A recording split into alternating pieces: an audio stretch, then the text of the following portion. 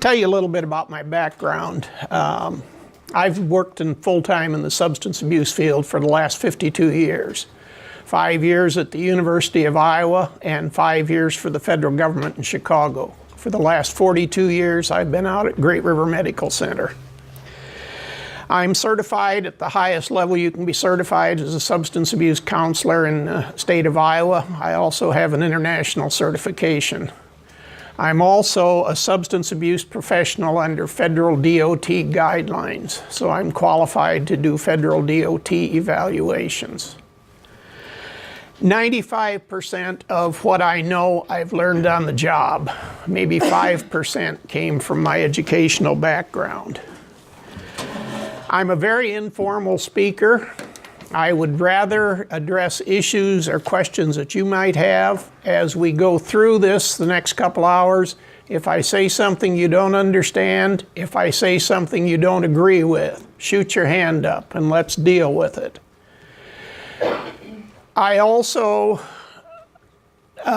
do not stick much to the handouts that I gave you. Those are for your reference and they're pretty much straightforward.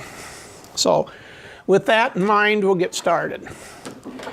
Alcohol is the #1 drug of use and abuse in the United States today. 20 years ago, I would have told you that alcohol kills more people and screws up more people's lives than all the rest of the drugs put together. That's not true anymore. The gap between alcohol and the other drugs is narrowing and is narrowing rapidly. However, alcohol is still the #1 drug of use and abuse. There are 3 types of alcohol: ethyl alcohol, methyl alcohol, and butyl alcohol. Ethyl alcohol is the only one that's fit for human consumption. The other 2 are deadly poisons. So you don't hear much about the other 2 other than down in the hill country, Tennessee, Kentucky, southern Pennsylvania, where there's a lot of moonshining going on. Every once in a while they'll turn out a bad batch of moonshine and it will come out as methyl alcohol and it will poison people and kill them. The last time it happened around here was about 8 or 9 years ago up in Sioux City. Some Native Americans were making some moonshine and it went bad and it killed 3 of them, 4 of them, and blinded another 5 or 6. Alcohol destroys human tissue. It kills liver cells, it kills brain tissue. Most of the other drugs will screw up the way different tissues function and the way they operate, but it doesn't kill them. Alcohol does. I'm sure you've all heard of cirrhosis of the liver, and there are 2 brain diseases called Wernicke's syndrome and Korsakoff syndrome, where brain tissue has been killed. Alcohol is a central nervous system depressant, okay? It puts people to sleep. Basically, it does that in stages. The first stage that it puts to sleep is the part of the brain that controls judgment, and that's what gets most people into trouble. The second stage of the brain that it puts to sleep is coordination, and that's where people start to stagger around and stumble, fumble, and fall. The third stage that it puts to sleep is consciousness. However, if you are a heavy drinker and you consume enough alcohol fast enough, between the second and third stage, you will have what's referred to as the alcoholic blackout. These are periods of memory loss that can last anywhere from the first 5 or 10 minutes at the end of an evening that you talk to somebody and then don't remember it the next day, to where I've had patients lose days. A long time ago when I worked at the university, I had a client from Cedar Rapids, Iowa. He was a wealthy retired businessman. The week before we got him into the hospital, he and his wife had flown to Las Vegas. They'd stayed 3 days. He'd gambled away about $6,000 or $7,000, which was not unusual for him. He was quite wealthy. And they flew back to Cedar Rapids. When we got him in the hospital a week later and got him sobered up, he did not remember taking that trip at all. And the only way we were able to convince him that it actually happened was his wife had to bring in the canceled credit card receipts. This is one of the classic symptoms of an alcohol problem, is the alcoholic blackout. After consciousness goes, then if you drink enough fast enough, you can put the autonomic nervous system to sleep. This is the part of the brain that makes your heart beat and your lungs breathe. If you put that to sleep, you're dead. The last time that happened around here was about 7 or 8 years ago over at Western Illinois in Macomb.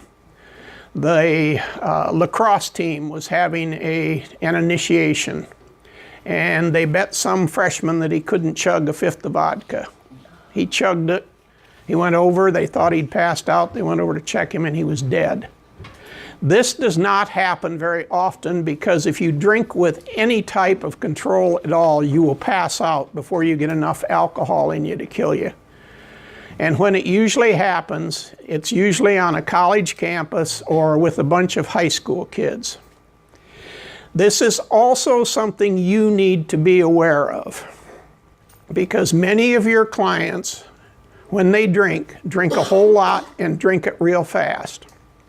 And we have had cases in the past in the emergency room out at Great River where they've had some of your clients brought in that were in a stupor and were very close to dying.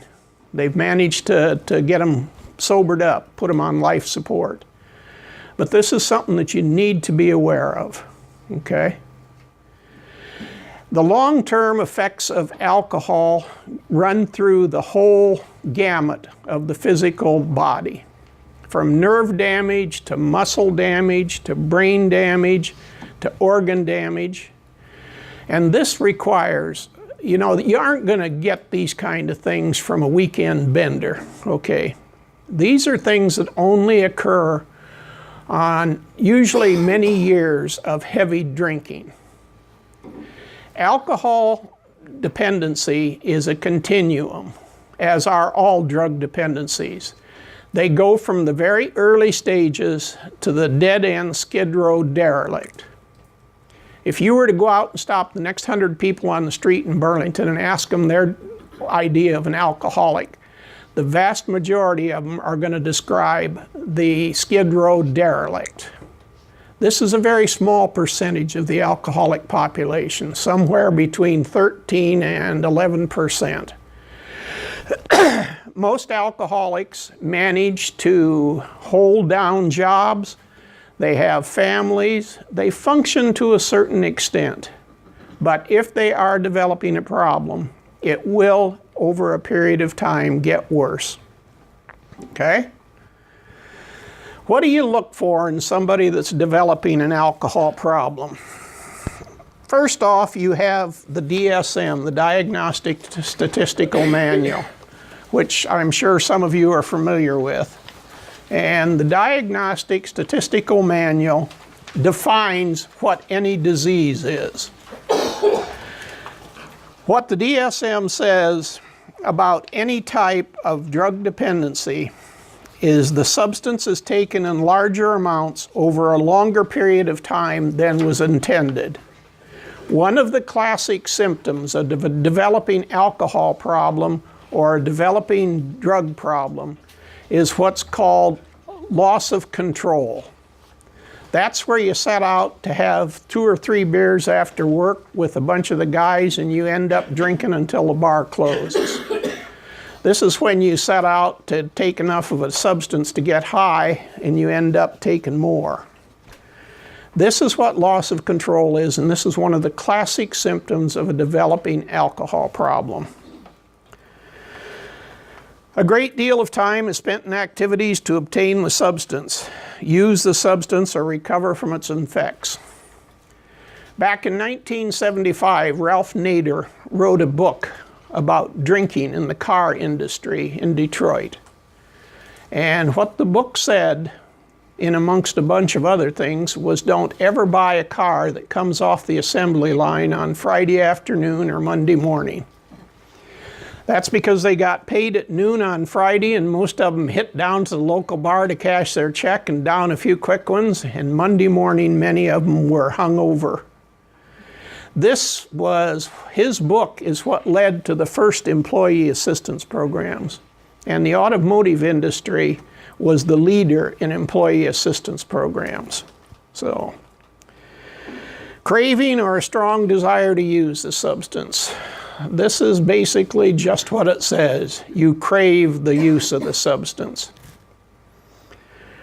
Recurrent substance use resulting in failure to fulfill major role obligations at work, home, or school. This is when the problem starts to come to the surface. This is when people don't make it into work. They don't make it to school. They don't fulfill their family obligations. These are usually the first definable symptoms of somebody developing an alcohol problem. Important social, occupational, or recreational activities are given up or reduced because of substance use. People who are developing a substance abuse problem will tend to withdraw from family activities, social activities, and they become more isolated. Part of this is because they're somewhat aware that they're developing a problem.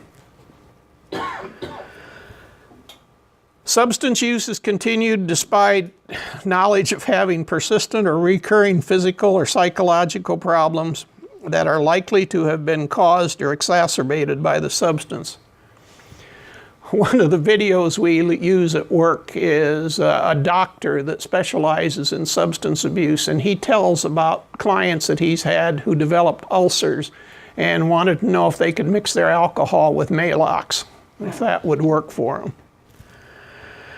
Tolerance. This is when it takes more to do what less used to. And this is what leads to physical dependence, okay? It's not unusual to look at somebody that's developed an alcohol problem and find out that they may be able to put away 10 or 12 beers in a 5 or 6 hour period, and you would not know talking to them that they were intoxicated, because they have built up a tolerance and they have learned how to function. This is one of the big complaints you hear from people about the OWI laws. In the state of Iowa, if your blood alcohol is over 0.08, you're legally intoxicated. Anybody that drinks with any regularity is not going to show the effects of a blood alcohol of 0.08. They can get up to a blood alcohol of 1.3 or 1.4 and still appear to be relatively normal. And this is why, for the OWI laws, they set an arbitrary number.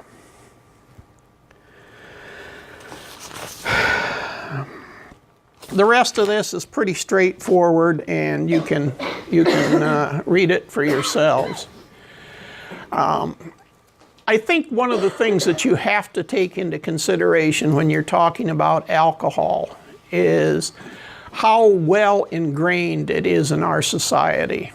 Alcohol is a major part of many religious practices. It's a major part of many social functions. It's a very major part of many ethnic celebrations. It has been around since biblical times. The first recorded history of an alcoholic beverage goes back to biblical times, and I don't know where the hell they recorded it, but where a guy was out in the timber and came up on a bee tree that had been hit by lightning, and the honey had fermented, and he decided to try some and got a buzz. That was referred to as mead, M-E-A-D. Since then, we've come a ways, in producing alcohol. The alcoholic beverage industry is probably the third or fourth largest tax producer in the United States today. Alcohol is taxed when it comes out of the still. It's taxed when it's made into whatever beverage it's going to be. It's taxed at the wholesale level. It's taxed at the retail level. You can get an idea of how much money it brings in every year. So, Do you have any questions so far? Okay, I'm going to show you part of a DVD here. The people in this DVD are real people. They are not actors. And they are people who acknowledge that they've developed an alcohol problem, and they'll talk about some of the symptoms they exhibited as they developed the problem.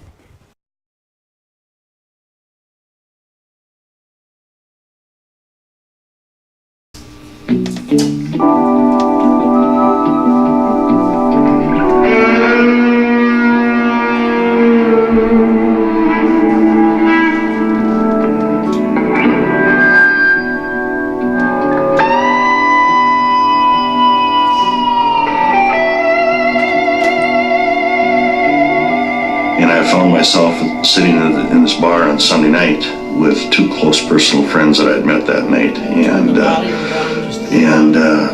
I was buying another round, and I opened my wallet up, and I only had $10 left. And this was on Sunday night. I'd been paid on Friday, and if I hadn't paid any bills, I hadn't bought any groceries. An alcoholic was on Skid Row.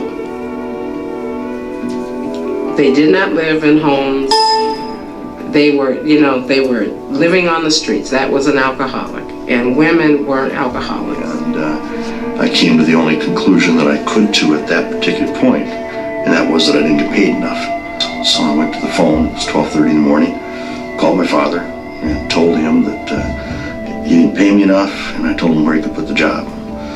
And he suggested I come home and talk about it, and I told him where he could put the home. I believe it was a stigma. I mean, I saw winos and alcoholics always got laying on the street, but young people, I don't see myself like him. So. And I got back to the bar, and those two real good friends were now gone, and I was there by myself. And I ordered another beer, and I sat there. My mother just denies that there's any alcoholism on her side. She basically feels that it's kind of a weakness, weak character. I had no job, no place to go. I knew that that alcohol was part of the problem. I wasn't convinced that I was powerless over alcohol. I wasn't convinced that I was alcoholic, but I knew I was in deep trouble.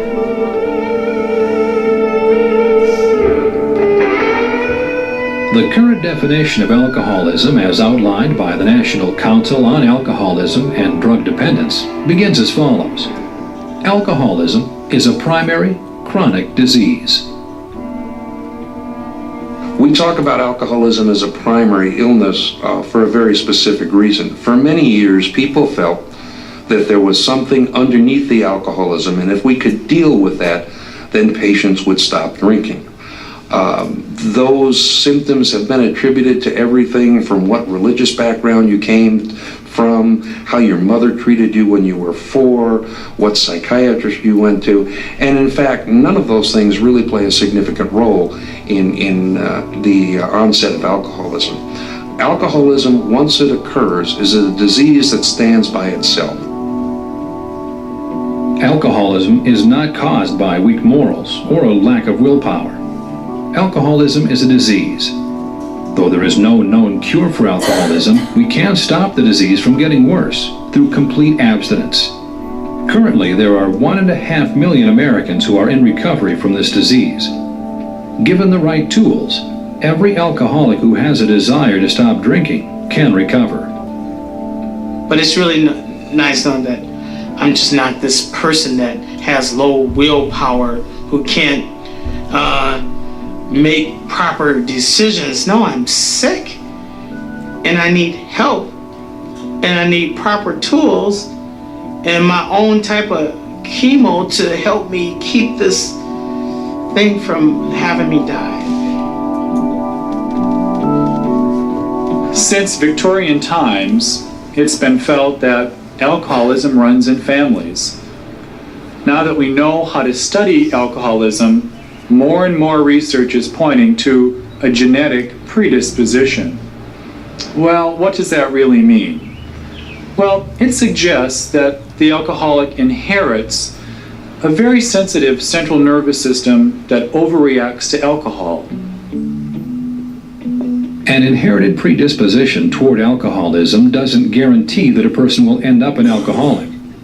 Alcoholism also depends on the environment we grow up in, the people with whom we socialize, how we learn to deal with problems, and how our minds process emotions and information.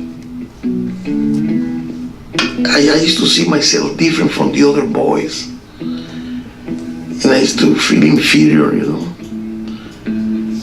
And I started drinking when I was 12 years old. And then when the first drinks, it's just like a discovery pill, you know. They give me all the answers. There was nothing called a no alcohol function in my household. I mean, birthdays, anytime we were together, Sunday meals, you know, whether they drank about a brandy snifter or one of those jelly jars, I mean, alcohol was around. From as early as I can remember, my mom was smoking pot and drinking and, you know, partying, whatever, being out at the bars, coming home drunk. I recall my 8th grade dance where there was this one girl that I was madly in love with, and I really wanted to dance with her. And but I couldn't bring myself to it. I was afraid that if I walked across the dance floor and asked her to dance, she'd say no. I would say there's a good percentage of alcoholics in my family. My first time I got drunk, I remember, was at a wedding reception, and my uncle was buying me drinks. Then she would come home with different guys, you know, which is typical of anyone who uses. But then the next dance, I had had a few beers, and I didn't care. And I strolled across the dance floor just very cool and asked her to dance, and we danced, and, you know. And so she went to treatment, and everything was okay for about a year until I ran away and started using. And I learned to rely on alcohol to help me with those situations. And I started feeling good about myself. And I said, it's what I need, you know, alcohol. As with any disease, alcoholism is defined by its symptoms. It is characterized by loss of control over drinking, preoccupation with drinking, continuing to drink despite adverse consequences, and distortions in thinking, most notably, denial. Alcoholism and all the other addictions come with built-in denial. The patient does not know that they are ill. They have no real concept of how severe the situation is, and they're frequently not willing to talk about it at all. Denial can be in the shape of, well, no, I only drink 4 drinks a day, I don't drink 8. Denial can be, I don't have a problem at all. Or denial can be that subtle, let's pretend it's not there sort of thing that you see a lot of people do. The longer we drink, the more difficult it becomes to think clearly, even during our sober hours. This is because alcohol alters brain chemistry. Alcohol as a drug causes the outpouring of a neurotransmitter in the brain known as dopamine. Dopamine is our pleasure chemical. Dopamine is largely what is responsible for us feeling good and happy and even elated. Alcohol causes an increase in the amount of dopamine that's put out in the brain, and thereby gives us those feelings of loss of inhibition, well-being, as long as we keep our alcohol intake low. At first, it would get me to the point where I could feel real comfortable about myself, not care about, like, what I did around who, you know, but basically I wasn't being myself. I was being some crazy wild woman. With continued drinking, the brain eventually stops producing the right amount of chemicals to relieve normal, everyday anxiety, pain, and depression. Each time we drink, we deplete these chemicals. The more we drink, the less natural chemicals we produce, and the more we must rely on alcohol to take care of the job. Predictably, we begin to crave alcohol. So as a person drinks in large quantities, the brain's getting all of this happy dopamine flying around and is elated and happy. And as time goes by, the brain gets used to all of this and begins to change. Then all of a sudden, you stop using the chemical, and your brain is essentially saying, hey, wait a minute, where'd you go? I'm sitting here all primed for your alcohol and you're not giving it to me. I'm going to get pretty irritable on you. My alcohol like drunkenness, alcohol high, started turning into a real depressive state where all I would do is sit there and bawl and just cry over stuff that happened 2 months ago or cry over something that really didn't matter. I was drinking on a daily basis, and I recall one of the men that I worked with in the morning, his hands would be shaking, and I recall mine were shaking a little bit, and we'd go out and drink afterwards, and he'd have a couple of beers, and he was steady as a rock. So what I discovered was that if I had a few drinks, a few shots or something in the morning, that my hands would be steady, and that's what I started doing. There are indeed long-term effects of alcohol use and alcohol dependency. I think nobody who is alcoholic gets away without some brain damage. Alcohol is toxic to the nerve cells in the brain. Alcohol affects every part of the body. It increases stomach acid, which may lead to gastritis. Pancreatitis, or inflammation of the pancreas, is often associated with alcoholism. Liver damage occurs to some extent in most alcoholics.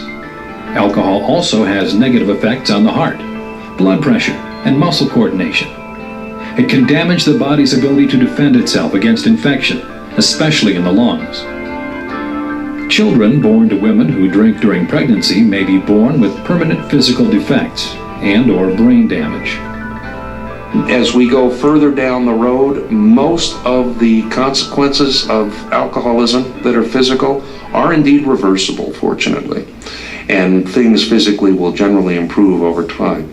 It takes somewhere between the time the patient gets into recovery and maybe as long as 2 years for everything to settle down pretty completely. I remember them saying, oh, we're gonna go watch a movie across the street at one of their friends' house, and do you want to come along? I'm like, okay. So we all went over there, and it was me and about 10 other males. I was the only female. And at that point I had a really bad feeling about what I was doing there and like what was gonna happen. So at that point, my boyfriend looked at me and he said, let's go back to my place. And at that point, his roommate looked at me, who I was having an affair with, and this other guy looked at me, who was interested in me, and I was really overwhelmed, so I'm like, yeah, okay, let's go. And we went back to his house, and then I blacked out. I don't remember what happened past that. And the police report says that I was face down in the snow. I was dying of hypothermia. The report also says it was a bottle, specifically empty gin bottle, laying next to me. And the only thing I remember, I was laying in the backseat of my car. They were driving my car. They were going to dump my body in the river because they just thought I was dead. And it was at that point my girlfriend, I heard her say, no, she's not dead. We just need to get her, in a place where we can bring her down. What had happened was I had woke up and noticed that my clothes were all screwed up. And I didn't know what to think of it, but then until I went to the restroom and noticed that there was blood on my panties. I don't know who passed by. It was at night. I don't know who came by, but there was a person who saw me laying there. And if this person would not have made a phone call to the paramedics, I would be dead. Alienation becomes the norm as we progress further in our disease. Our own shame, anger, resentment, and confusion compel us to hurt others as we destroy ourselves. My drinking had a tremendous adverse impact on my sister and my younger brothers. They were afraid of me. I didn't realize that until sometime after I had gotten sober, when they pointed it out to me, but they were definitely afraid of me. Started going out with my girlfriends, going to bars. I cheated on him all the time, like couple times a month probably. He never knew where I was on the weekends. He called me up crying several times, begging me to come over, and said, I have a girlfriend, I'm not supposed to be this lonely. I didn't care. Because they didn't know if my brothers in particular didn't know if I'd get in a fight with them and punch them out, or because that was typical. So I had so much guilt I could hardly talk to him on the phone, much less see him in person, and it was just really, really hard. And so I broke up with him because I was doing him a favor. My most painful memory is my dad trying to do everything he can about me and not knowing what to do, and seeing him in his own right suffer with trying to help, not knowing what to do. Alcohol addiction is unique among diseases in that its impact reaches further than the person suffering from it. Approximately 10% of the general population has this disease. Yet 50% of all automobile accidents are caused by drunk drivers. 25% of hospital admissions are alcohol-related. And 41% of all emergency room visits are the result of alcohol abuse. Absenteeism due to alcohol addiction costs American businesses $200 billion a year. The cost to society is the sum of millions of individual stories of devastation. More than anything, alcoholism is about loss. As this disease progresses, it starts to change how we value other people. It changes our basic values about what we believe and what we hold dear to our lives. So I was shoplifting. I was in jail because of that. And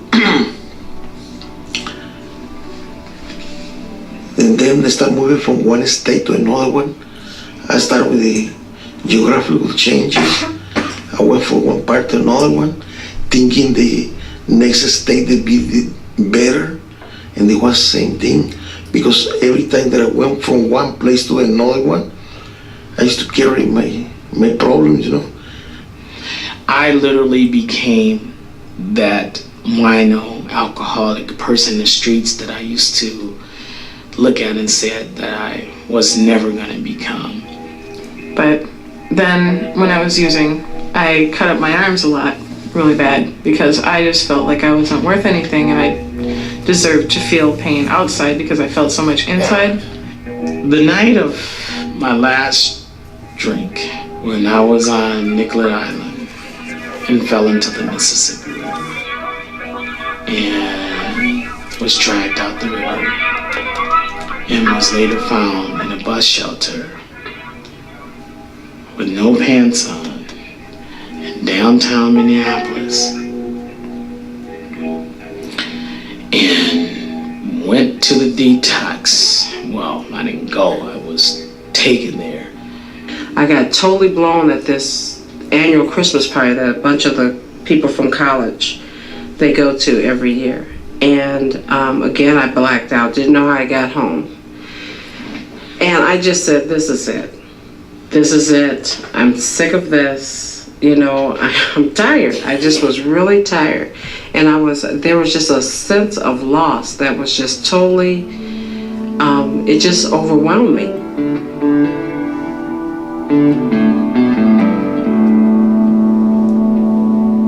The disease of alcoholism may drain us to the point of spiritual, mental, and emotional bankruptcy. We run out of answers.